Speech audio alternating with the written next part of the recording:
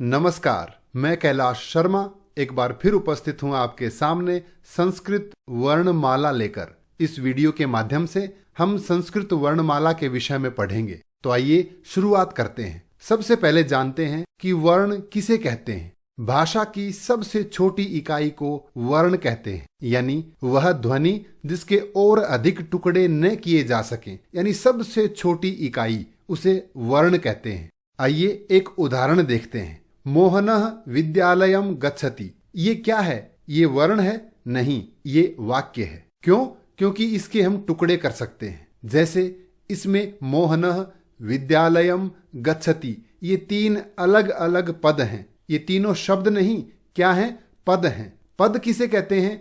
वाक्य में प्रयुक्त शब्दों को पद कहते हैं। यानी कोई भी शब्द यदि वाक्य में प्रयुक्त हो जाता है तो उसे पद कहते हैं। क्यों? क्योंकि वो कर्ता हो सकता है, कर्म हो सकता है, कई व्याकरणिक कोटि के अंतर्गत आता है, इसलिए उसे हम पद कहते हैं। तो ये शब्द क्या होता है, आइए देखते हैं। मोहनः, अब हमने मोहन को अलग लिख दिया तो ये है शब्द। वाक्य में प्रयुक्त होते ही क्या कहलाएगा? ये होगा पद, और अलग लिखा जाएगा तो शब्द। अब ये है शब्द।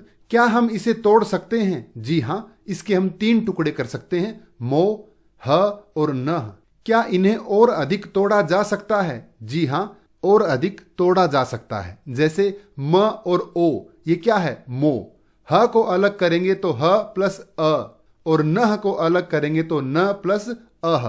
ये जो सबसे नीचे दिए हैं ये है वर्ण। क्यों? क्योंकि ये भाषा की सबसे छोटी इकाई है, इसलिए इन्हें वर्ण कहते हैं। इनके और अधिक टुकड़े हम नहीं कर सकते, इसलिए इन्हें अक्षर भी कहते हैं। अक्षर का अर्थ है अक्षर, यानी जो और अधिक न टूटे, जिसका क्षरण और अधिक न हो, वो अक्षर कहलाता है। तो प्यारे बच्चों, इस स्लाइड के माध्यम से हमने देखा ये वाक्य है, ये पद है, ये शब्द है और ये वर्ण है।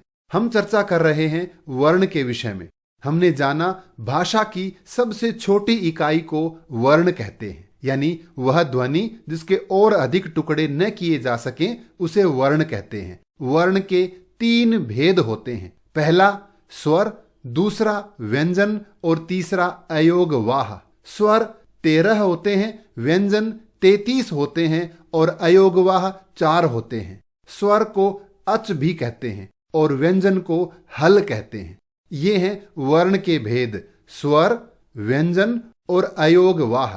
तो आइए शुरुआत करते हैं स्वर से। स्वर किसे कहते हैं? वे वर्ण जो दूसरे वर्णों की सहायता के बिना बोले जाते हैं, यानी जिनको बोलने में दूसरे वर्णों की सहायता नहीं ली जाती, उन्हें स्वर कहते हैं। स्वर के तीन भेद होते हैं। पहला है ह्रस्व स्वर, दूसरा है दीर्घ स्वर और तीसरा है प्लुत स्वर। ह्रस्व स्वर, दीर्घ स्वर और प्लुत स्वर। तो आइए इन तीनों को हम अच्छे से समझते हैं। पहला है ह्रस्व स्वर। वे स्वर जिनके उच्चारण में एक मात्रा का समय लगे। एक मात्रा यानी सबसे कम समय, एक पल कह सकते हैं या एक सेकंड कह सकते हैं, यानी सबसे कम समय लगता है, उन्हें ह्रस्व स्वर कहते हैं। इनकी संख्या 5 होती है। कौन कौन से हैं? अ, ई, उ, री, लृ। याद रहे, इन्हें मूल स्वर भी कहते हैं। दूसरा है दीर्घ स्वर। वे स्वर जिनके उच्चारण में 2 मात्राओं का समय लगे, 2 सेकंड का समय लगे, तो वो दीर्घ स्वर कहलाते हैं। ये 8 होते हैं। कौन कौन से? आ, ई, उ, री, ए, ऐ, ओ, औ। ये 8 हैं दीर्घ स्वर। अंतिम जो 4 दिए हैं इन्हें हम संयुक्त स्वर भी कहते हैं। संयुक्त का अर्थ है 2 स्वरों से मिलकर बने हुए स्वर। ये किससे मिलकर बनते हैं? आइए देखते हैं। पहला है अ प्लस ई, ये दोनों मिलकर बनेगा ए। अ और ए मिलेंगे तो बनेगा ऐ। इसी तरह से अ प्लस उ, ओ बनेगा, और अ प्लस ओ मिलके औ बनेगा। तो ये चारों स्वर क्या कहलाते हैं? संयुक्त स्वर कहलाते हैं। इसके बाद तीसरा है प्लुत स्वर। अब प्लुत स्वर किसे कहते हैं? वे स्वर जिनके उच्चारण में 3 मात्राओं का समय लगे, यानी ह्रस्व स्वर से 3 गुना समय। ह्रस्व में 1 सेकंड लगेगा तो दीर्घ में 2 सेकंड और प्लुत में 3 सेकंड लगेंगे। यानी जिनके उच्चारण में 3 मात्राओं का समय लगे उन्हें प्लुत स्वर कहते हैं। प्रिय विद्यार्थियों, प्लुत स्वर अलग से कोई स्वर नहीं होते। इन्हीं स्वरों के आगे हिंदी का 3 जो होता है, ये चिन्ह लगाकर प्लुत स्वर को दर्शाया जाता है। यानी अगर हम किसी भी स्वर को काफी देर तक उच्चारण करना चाहते हैं तो उसे लिखने के लिए उस स्वर के आगे हिंदी का 3 लिख देते हैं। जैसे ये शब्द देखिए, इसे हम ओम नहीं पढ़ेंगे क्योंकि ओ के आगे ये 3 का चिन्ह लगा है, यानी ओ प्लुत स्वर है, तो इसे हम ओम इस तरह से पढ़ेंगे। एक उदाहरण और देखते हैं। मान लीजिए कोई व्यक्ति आपसे बहुत दूर खड़ा है और आप उसे पुकारते हैं जिसका नाम है कृष्णा। तो आप कैसे पुकारेंगे? उसे हम इस तरह से लिखेंगे और बोलेंगे कृष्णा, इस तरह से, क्योंकि ण में जो आ है इसके आगे ये 3 का चिन्ह लगा है, तो इसे हम 3 मात्राओं के समय में बोलेंगे। कैसे?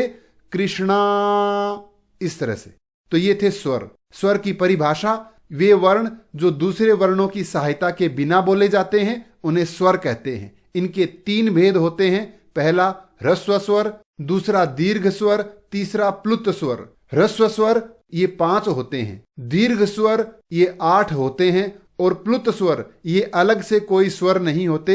इन्हीं स्वरों के आगे 3 का चिन्ह लगाते हैं और प्लुत स्वर को दर्शाते हैं। इसी तरह से ह्रस्व स्वर को मूल स्वर भी कहते हैं। और क्या कहते हैं? एक मात्रिक स्वर, यानी जिनके उच्चारण में 1 मात्रा का समय लगे। दीर्घ स्वर को क्या कहते हैं? द्विमात्रिक। इसी तरह से प्लुत स्वर को कहते हैं त्रिमात्रिक स्वर। तो ये था स्वर। आगे बढ़ते हैं व्यंजन की ओर। व्यंजन किसे कहते हैं? वे वर्ण जो स्वरों की सहायता से बोले जाते हैं व्यंजन कहलाते हैं। व्यंजन के 3 भेद होते हैं। पहला स्पर्श व्यंजन, दूसरा अंतस्थ व्यंजन और तीसरा ऊष्म व्यंजन। 3 भेद हैं, स्पर्श, अंतस्थ, ऊष्म व्यंजन। आइए अब इनके बारे में विस्तार से समझते हैं। सबसे पहले स्पर्श व्यंजन। स्पर्श का मतलब होता है छूना, स्पर्श करना। स्पर्श व्यंजन किसे कहते हैं? वे व्यंजन जिनके उच्चारण में जिह्वा यानी जीभ मुख के विभिन्न स्थानों को स्पर्श करती है उन्हें स्पर्श व्यंजन कहते हैं। यानी जिन्हें बोलते समय हमारी जीभ हमारे मुंह के अलग अलग भागों को स्पर्श करती है उन्हें स्पर्श व्यंजन कहते हैं। जैसे आप ट बोल के देखिए, आप बोलेंगे तब पता चलेगा। बोलिए ट, तो आपकी जीभ बिल्कुल ऊपर स्पर्श करेगी। अब बोले त अगर बोलेंगे तो आपकी जीभ दांतों को स्पर्श करेगी। इसलिए ये व्यंजन क्या कहलाते हैं? स्पर्श व्यंजन कहलाते हैं। इन व्यंजनों को वर्गीय व्यंजन भी कहते हैं, यानी वर्ग वाले व्यंजन। ये होते हैं क, ख, ग, घ, ङ, च, छ, ज, झ, ञ, ट, ठ, ड, ढ, ण, त, थ, द, ध, न, प, फ, ब, भ, म। ये हैं स्पर्श व्यंजन। अब वर्ग क्या होता है? जिस पंक्ति में यानी जिस लाइन में 5 व्यंजन हो वो एक वर्ग होता है। अब पहला वर्ग जो है, पहली लाइन जो है, ये किस से शुरू होती है?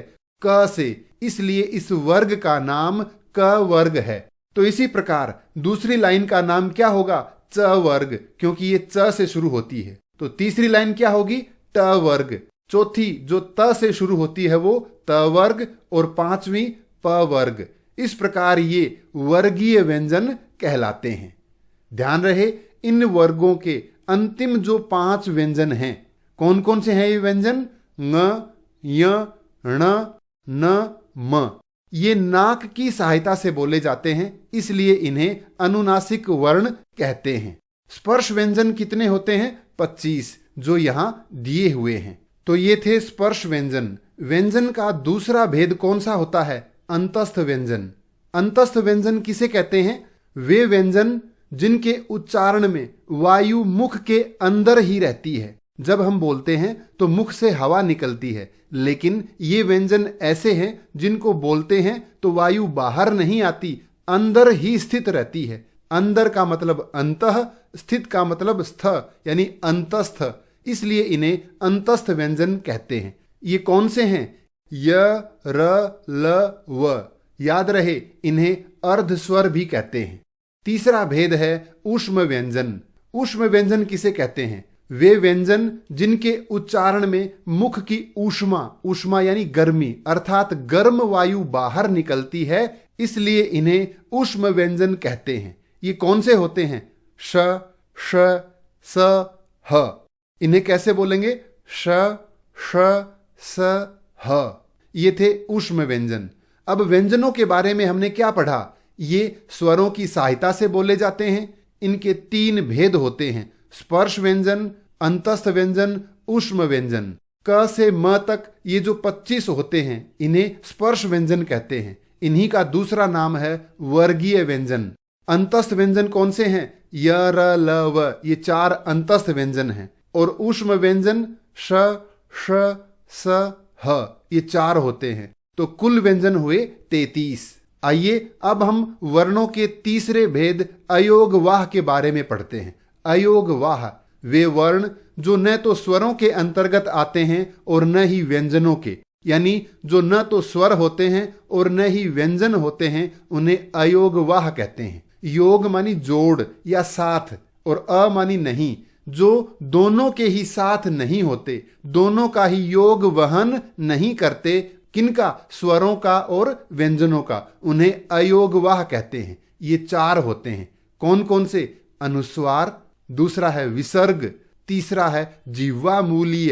क और ख से पहले यदि ये निशान लगेगा, ये क्या कहलाता है? जिह्वा मूलीय। और चौथा अयोगवाह है उपधमानीय। यही चिन्ह जब प और फ से पहले लगता है तो उपधमानीय कहलाता है। प्यारे विद्यार्थियों, जिह्वा मूलीय और उपधमानीय को अर्ध विसर्ग भी कहते हैं, लेकिन इनका प्रयोग वेदों में प्राप्त होता है। लौकिक संस्कृत में इसका प्रयोग नहीं देखा जाता। तो अगर इनका उपयोग नहीं मिलता तो कौन से अयोगवाह का प्रयोग ज्यादा होता है? वो है अनुस्वार। अनुस्वार इसे हम नासिका, नाक से बोलते हैं। किसी भी स्वर के ऊपर ये जो बिंदु लगी होती है इसे अनुस्वार कहते हैं। इसे नाक से बोलते हैं, जैसे गंगा। और दूसरा है विसर्ग। किसी स्वर के आगे ये 2 बिंदु वाला चिन्ह लगे, इसे विसर्ग कहते हैं। और इसका उच्चारण लगभग ह के जैसा होता है, जैसे अंत में दिया है रामः। तो ये जो विसर्ग हैं इन्हें ह के जैसे बोलेंगे। क्या बोलेंगे? रामः। तो ये थे अयोगवाह। अब कुछ विशेष देखते हैं, वो है संयुक्त व्यंजन। संयुक्त व्यंजन किसे कहते हैं? 2 व्यंजनों के संयोग से बने वर्ण को संयुक्त व्यंजन कहते हैं। जैसे पहला है क, श और अ के संयोग से बनेगा क्ष। कोई ऐसा शब्द बताइए जिसमें ये वर्ण आता हो, जैसे कक्षा। दूसरा है त, र, अ। क्या बनेगा? त्र। त्र से बनने वाला शब्द जैसे त्रिशूल। तीसरा संयुक्त व्यंजन है ज, य और अ। ध्यान रहे, ज, य, अ। क्या बनेगा? ज्ञ। इसे ज्ञ भी बोलते हैं, लेकिन ज्यादातर ज्ञ बोलते हैं, जैसे ज्ञान। चौथा है श, र, अ। क्या बनेगा? श्र, जैसे आश्रम। तो ये 4 हैं संयुक्त व्यंजन। इस प्रकार हमने वर्ण पढ़े। आइए फटाफट जानते हैं कि वर्ण के बारे में हमने क्या पढ़ा। वर्ण 3 प्रकार के होते हैं, स्वर, व्यंजन, अयोगवाह। स्वर 3 प्रकार के होते हैं, ह्रस्व, दीर्घ और प्लुत। ये 5 जो अ, ई, उ, री, ली, ये ह्रस्व स्वर। 8 आ, ई, उ, री, ए, ऐ, ओ, औ, ये दीर्घ स्वर। और इन्हीं स्वरों के आगे 3 का चिन्ह लगा के बनाते हैं प्लुत स्वर। इस प्रकार स्वर हुए 13। दूसरा है व्यंजन। ये भी 3 प्रकार के होते हैं। पहला स्पर्श व्यंजन, अंतस्थ व्यंजन, ऊष्म व्यंजन। ये जो क से म तक 25 व्यंजन हैं, ये क्या कहलाएंगे? स्पर्श व्यंजन। और य, र, ल, व, ये क्या कहलाएंगे? अंतस्थ व्यंजन। कितने होते हैं? 4। और श, श, स, ह, ये 4 क्या कहलाएंगे? ऊष्म व्यंजन। इस प्रकार व्यंजन हुए 33। अब बात करेंगे अयोगवाह की। ये कौन से होते हैं? अनुस्वार, विसर्ग, जिह्वा मूल्य और उपधमानीय। ये कितने होते हैं? 4। इसके अलावा क्या बच गया? संयुक्त व्यंजन। क्ष, त्र, ज्ञ, श्र, ये भी 4 होते हैं, जिन्हें हम संयुक्त व्यंजन कहते हैं। तो ये है वर्णमाला। वर्णमाला से संबंधित कोई भी प्रश्न हो तो कृपया कमेंट्स में लिखकर अवश्य पूछें। धन्यवाद।